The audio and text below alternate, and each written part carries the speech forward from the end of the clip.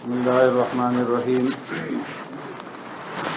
وعن أبي هريرة رضي الله تعالى عنه قال قال رسول الله صلى الله عليه وسلم آية المنافق ثلاث إذا حدث كذب وإذا وعد أحلف وإذا اؤتمن خان وفي رواية وإن صام وصلى وزعم أنه مسلم أو كما قال عليه الصلاة والسلام صدق رسول الله صلی اللہ علیہ وسلم.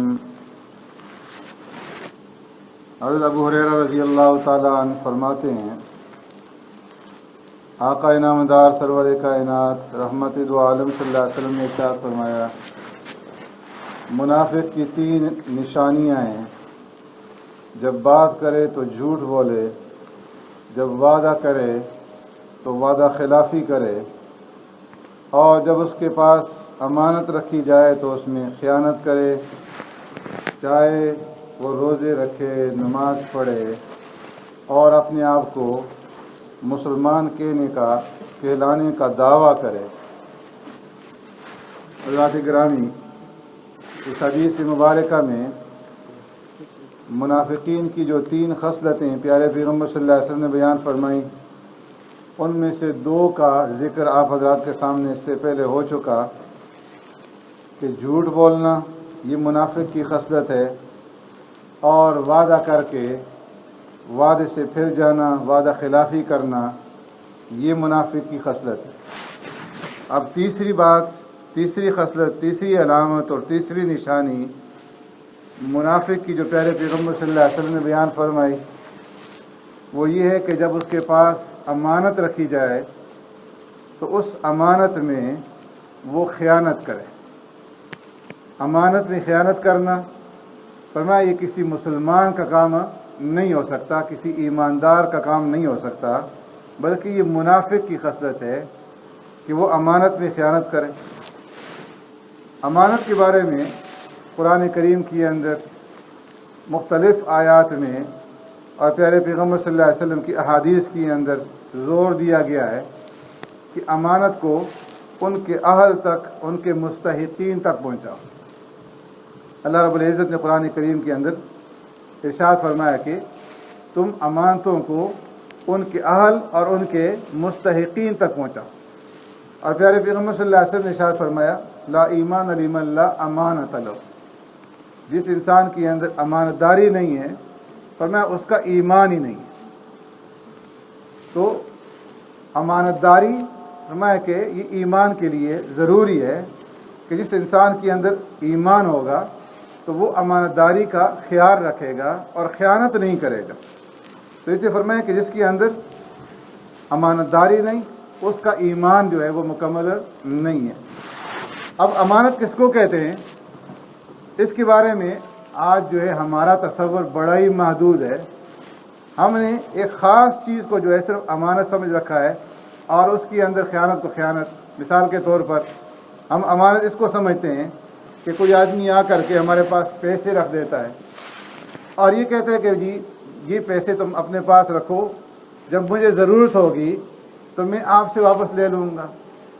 اب اگر یہ آدمی ان پیسوں کو کھا لیتا ہے یا وہ مانگتا ہے اسے لوٹاتا نہیں، ان پیسوں کو واپس نہیں کرتا، تو اس کو خیانت سمجھا جاتا ہے. اس میں کوئی شک نہیں کہ یہ خیانت ہے. لیکن فرمایا کہ امانت داری کا تصور صرف یہیں تک جو ہے محدود نہیں ہے. قرآن اور حدیث کے اندر جس امانت کا ذکر ہے اس کا جو مفہوم ہے وہ بڑا وسیع ہے، بڑا کشادہ ہے.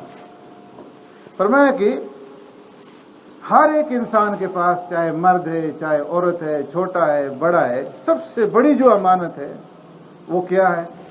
وہ اس کی زندگی ہے، اس کا وجود ہے اور اس کا جسم ہے. کہ جو اللہ رب العزت نے ہر ایک انسان کو عطا فرمایا ہے، زندگی دی ہے اور وجود بخشا ہے، یہ سب سے بڑی امانت ہے. اور اس وجود کے اندر سر سے لے کر کے پاؤں تک جتنے بھی اعضاء ہیں، آنکھ ہے، کان ہے، زبان ہے، ہاتھ ہے، پاؤں ہیں، باقی جسم کے جتنے بھی اعضاء ہیں، یہ سارے کے سارے اعضاء یہ اللہ کی طرف سے ہمارے پاس امانت ہے. ان اعضاء کے استعمال کرنے کے اندر ہم آزاد نہیں ہیں، اور یہ اعضاء ہماری ملکیت نہیں ہے کہ ہم جو چاہیں ان کے اندر تصرف کر لیں، ہاتھ کو جس طرح چاہیں استعمال کر لیں، آنکھ کو جس طرح چاہیں استعمال کر لیں، زبان کو جس طرح چاہیں استعمال کر لیں۔ فرمایا اس کے اندر جو ہے ہم آزاد نہیں ہیں، بلکہ یہ ہمارے پاس کیا ہے؟ امانت ہے اللہ کی طرف سے۔ آنکھ امانت ہے، اور فرمایا اللہ رب العزت نے ایسی عظیم نعمت دے دی آنکھ کہ جس وقت سے ہم پیدا ہو گئے اس وقت سے یہ نعمت اللہ نے ہمیں دی ہوئی ہے، ہم اس سے دیکھتے ہیں اور مرتے دم تک یہ کام کرتی ہے، کوئی اس کے اوپر کرایہ نہیں ہے، کوئی ٹیکس نہیں ہے، اللہ رب العزت کی طرف سے عظیم نعمت ہے۔ لیکن فرمایا کہ اس نعمت کو تم استعمال کرو، دیکھو، دنیا کا مشاہدہ کرو، لیکن کچھ چیزیں ایسی ہیں کہ ان سے اپنے آپ کو بچاؤ۔ نامحرم کے اوپر، مرد ہے تو نامحرم عورت کے اوپر نگاہ نہ کرو، عورت ہے تو نامحرم مرد کے اوپر جو ہے وہ نگاہ نہ ڈالے، اس کی طرف نہ دیکھے۔ اگر وہ دیکھے گی یا دیکھے گا تو وہ خیانت کرے گا، امانت کے اندر خیانت کرے گا۔ اس لیے اللہ نے یہاں پر قرآن کریم کے اندر جو خیانت کے لفظ استعمال فرمائے، یعلم خائنۃ الاعین، کہ اللہ رب العزت تمہاری آنکھوں کی خیانت کو جانتے ہیں۔ اگر کوئی انسان بد نگاہی کر رہا ہے تو فرمایا کہ اللہ سے پوشیدہ نہیں ہے، وہ تمہاری اس امانتداری کے اندر جو تم خیانت کر رہے ہو، اس خیانت کے بارے میں واقف ہے، وہ جانتا ہے، اس کے علم کے اندر ہے۔ تو فرمایا کہ آنکھ کو اگر صحیح جگہ پہ استعمال کریں گے تو اجر ملے گا، اور غلط جگہ پہ استعمال کریں گے تو خیانت ہوگی۔ حدیث میں فرمایا کہ ایک آدمی باہر سے گھر لوٹتا ہے اور گھر میں داخل ہونے کے بعد اپنی بیوی کے اوپر نگاہ ڈالتا ہے، پیار سے، محبت سے نگاہ ڈالتا ہے، اور بیوی بھی اپنے خاوند کی طرف محبت کی نگاہ سے دیکھتی ہے، تو فرمایا کہ اس وقت اللہ رب العزت کی رحمت ان دونوں کی طرف متوجہ ہوتی ہے۔ اللہ بھی رحمت کی نگاہ سے ان دونوں کو دیکھتے ہیں، حالانکہ انہوں نے اپنا فائدہ کیا ہے، لیکن چونکہ شریعت کے حکم کے مطابق نگاہ ڈالی تو اس وجہ سے اللہ کی رحمت کے مستحق بن گئے۔ یہی نگاہ اگر غلط جگہ بھی ڈالتے تو اللہ کے غضب کے مستحق بنیں گے۔ ایسے ہی کان ہیں، اللہ کی عظیم نعمت ہے، ہمارے پاس امانت ہے، فرما دیا کہ ان کو استعمال کرو، لیکن اس سے گانا مت سنو، موسیقی ان کانوں سے نہ سنو، ان سے غیبت نہ سنو، اور بری باتیں ان سے نہ سنو، اگر سنو گے تو خیانت ہوگی۔